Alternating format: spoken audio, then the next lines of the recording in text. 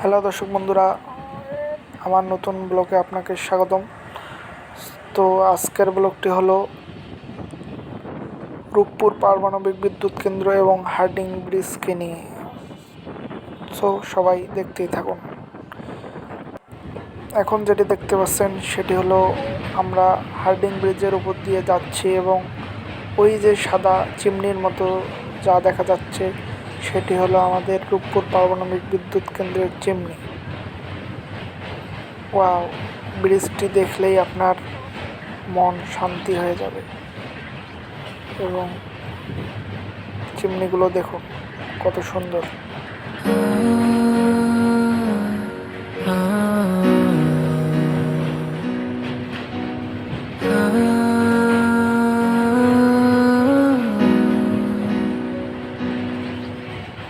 অন্ধকারে এ শহর কাঁদে,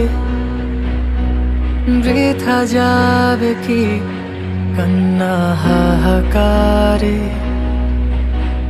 নিজের হৃদয়ে রক্তস্রাত হলেই এ ব্যথার প্রহর তোমার চোখে পড়বে।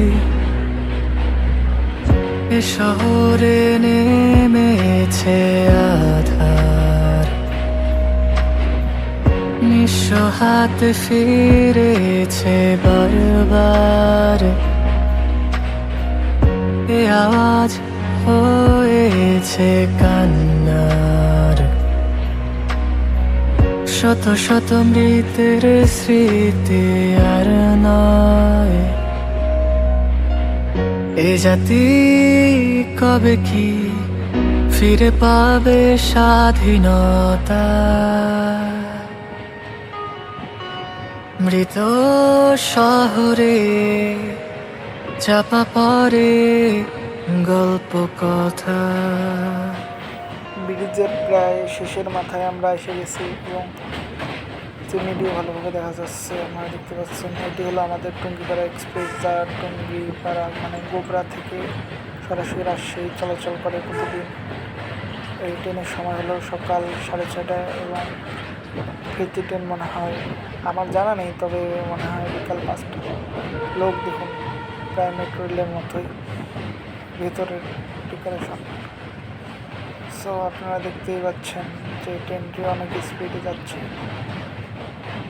আশা করি ভালো লেগেছে আপনাদের এই ব্লগটি।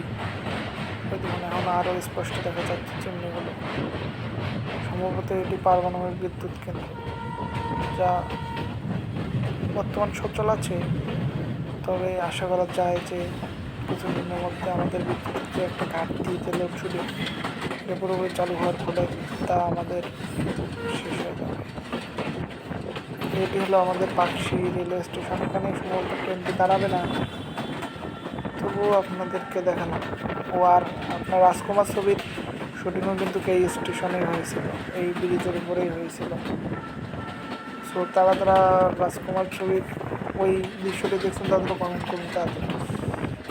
আমরা এখন পাকশি রেলওয়ে স্টেশন ছেড়ে গেলাম।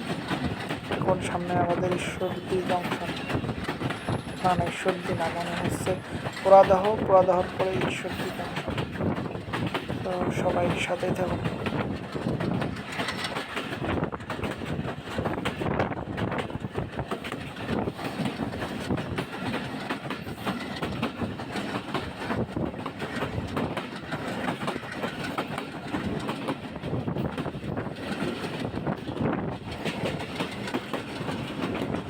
ওই সামনে পাবনা শহর দেখা যাচ্ছে।